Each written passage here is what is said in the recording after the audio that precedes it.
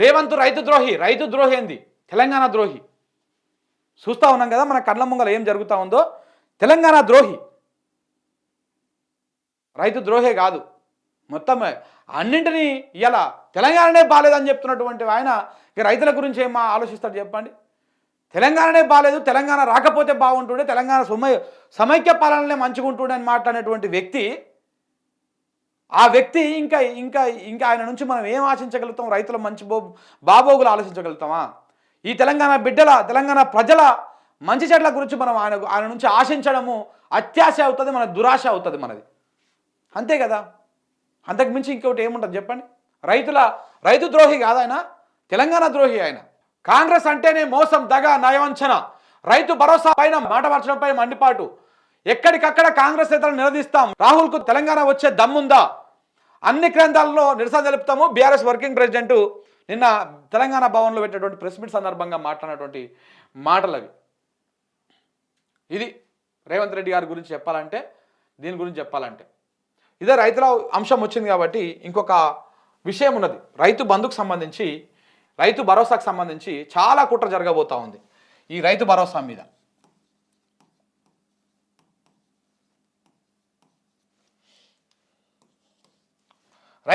మీద ఈ యాసంగికి ఏం చేయబోతా ఉంది రేవంత్ రెడ్డి సర్కార్, ఏ విధంగా రైతులను మోసం చేసేటువంటి కార్యక్రమానికి పూనుకున్నది, ఎట్లా చేసింది, ఏ రకంగా చేసింది అనేది మీకు ఒకసారి చెప్పేటువంటి ప్రయత్నం చేస్తాం మిత్రులు. ఒక మంచి ఆర్టికల్ రాసింది నమస్తే తెలంగాణ ఇవాళ. చూడండి, సాగు యోగ్యమైన భూమి 1,48,00,000 ఎకరాలు ఉంది ఇప్పుడు తెలంగాణ రాష్ట్రంలో. సాగు యోగ్యమైనటువంటి భూమి ఏమన్నాడు రేవంత్ రెడ్డి గారు? సాగు యోగ్యమైనటువంటి భూమికి మాత్రమే మేము రైతు భరోసా ఇస్తాము.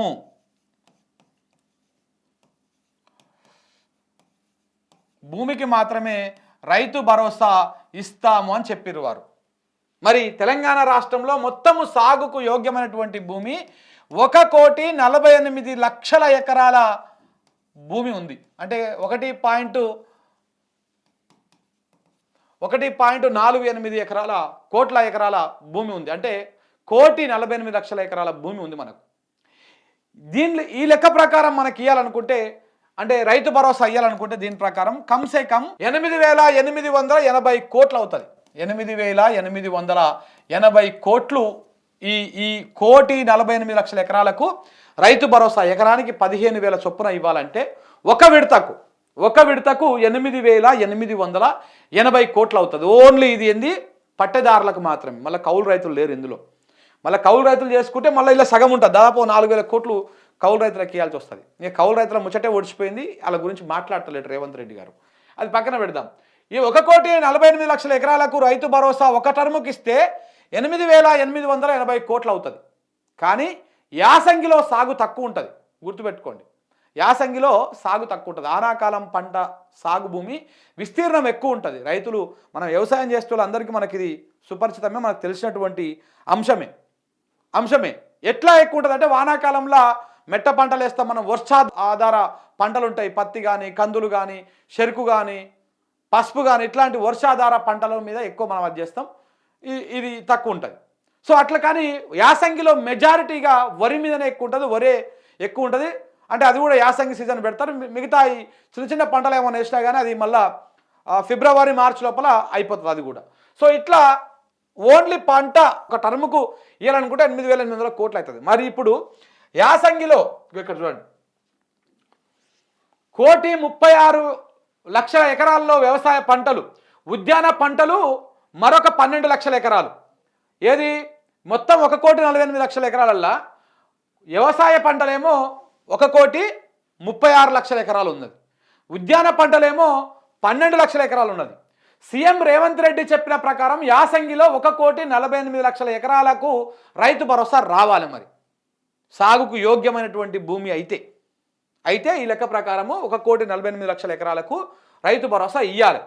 మొత్తం భూమికి ఇస్తారా, ఇంకా కోత పెడతారా, సాగు చేస్తేనే ఇస్తారా అనే దానిపైన స్పష్టత కరువు. నిన్న క్యాబినెట్లో కూడా ఆ అంశాన్ని గురించి మాట్లాడదామంటే మొన్న అసలు ఏమీ క్లారిటీ ఇవ్వకుండానే వెళ్ళిపోయారు వారు ముఖ్యమంత్రి. మరి అంత ప్రెస్ మీట్ పెట్టినప్పుడు 8:30కు క్యాబినెట్ భేటీ అయిపోతే 9:30 దాకా వెయిట్ చేసి 9:15కు క్యాబినెట్ ప్రెస్ మీట్ పెట్టి మాట్లాడినప్పుడు కనీసం కమ్సే కమ్ 20 నిమిషాలు 30 నిమిషాలు మాట్లాడాలి. మాట్లాడితే రకరకాల డౌట్ ఉంటాయి. ప్రజల ప్రశ్నలను మా జర్నలిస్టు మిత్రులు ప్రశ్నల రూపంలో అడిగి వాటిని నివృత్తి చేస్తూ ఉంటారు. సో కాబట్టి వాళ్ళకి అవకాశం ఉంటుంది, అది ఉంటుంది. కానీ 5 నిమిషాల్లో చెప్పిండు, వచ్చిండు, మూసేసిండు, పోయిండు, కట్క బంద్ చేసి కథం, no answers, no questions. So కాబట్టి ఈ రకమైనటువంటి వ్యవహారం నడిచింది. ఇప్పుడు ఎన్ని ఎకరాలకు ఇస్తారనేది ఒక క్లారిటీ లేదు. పోనీ ఏమన్నా తర్వాతనన్నా ఏమైనా గైడ్లైన్స్ ఇచ్చిర్రు, లేకపోతే గింత ఇస్తామని చెప్పిర్రు, ఇవేవి లేవు. మళ్ళీ 14 తారీఖుకి వెళ్ళి వేస్తామని చెప్తా ఉన్నారు డబ్బులు. అప్లికేషన్లు అన్నారు, మరి అప్లికేషన్ దుకాణం నేనైతే అక్కడ కనపడలేదు. అసలు ఉందా లేదా అక్కడ తెలియదు. ఇవి పక్కపోయినాయి. ఇంకా ఒకవేళ సాగు చేసేటువంటి భూమికే ఇస్తే యాసంగిలో రైతు ఎంత నష్టపోబోతున్నాడు, ఏ రకంగా అన్యాయం జరగబోతా ఉందనేది కూడా మీకు చెప్పేటువంటి ప్రయత్నం చేస్తా. యాసంగిలో వ్యవసాయ పంటల సాగు 65 లక్షల ఎకరాలు, ఉద్యాన పంటలు మరొక 5 లక్షల ఎకరాలు, మొత్తం కలిపితే యాసంగిలో అంటే ఈ సీజన్లో సాగు అయ్యేటువంటి భూమి 70 లక్షల ఎకరాలే. ఒకవేళ సాగు చేసేటువంటి భూమికే ఇవ్వాలనుకుంటే రేవంత్ రెడ్డి ఈ 70 లక్షల ఎకరాలకు మాత్రమే రైతు భరోసా ఇస్తాడా? ఈ 70 లక్షల ఎకరాలకే ఇస్తే మొత్తం అన్ని కలుపుకుంటే ఏంది, సాగుకు యోగ్యమైనప్పటికీ యాసంగిలో పంటలు సాగు కానటువంటి భూమి 78 లక్షలు. ఇంకా ఇక్కడ ఉంది అసలైన మతలబ్. యాసంగిలో మొత్తం ఉన్నది 1,48,00,000 ఎకరాలల్లా. దీంట్లల్లా యాసంగిలో సాగు అయ్యేటువంటి భూమి 70 లక్షల ఎకరాలు. సాగు కాను భూమి అంటే ఇప్పుడు ఈ టైంలో సాగు చేయరు, సాగు చెయ్యని భూమి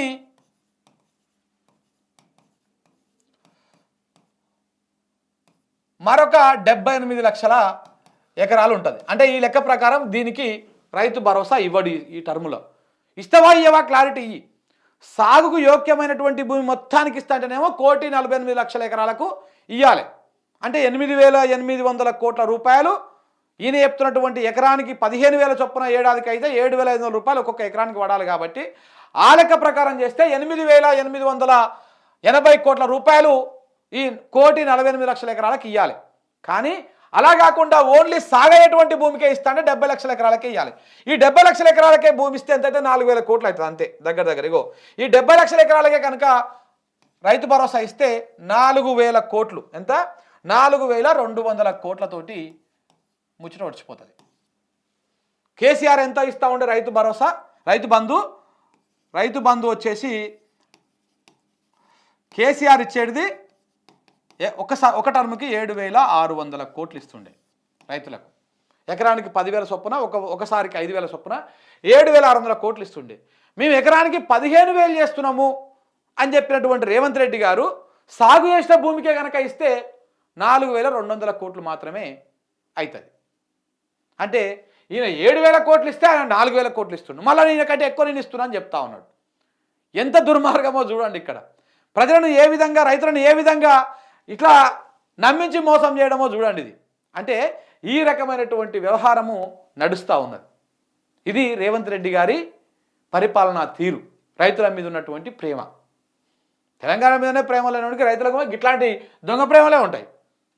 రైతుల మీద ఇట్లాంటి దొంగ ప్రేమలే ఉంటాయి. చూడండి 7,600 కోట్లు, ఇక్కడ 4,200 కోట్లు. ఇది జరుగుతున్నటువంటి వ్యవహారం. సాగు చేయని భూమి కనుక ఇవ్వకపోతే యాసంగిలో సాగు తక్కువ చేస్తారు. ఇది జరుగుతున్నటువంటి వ్యవహారం.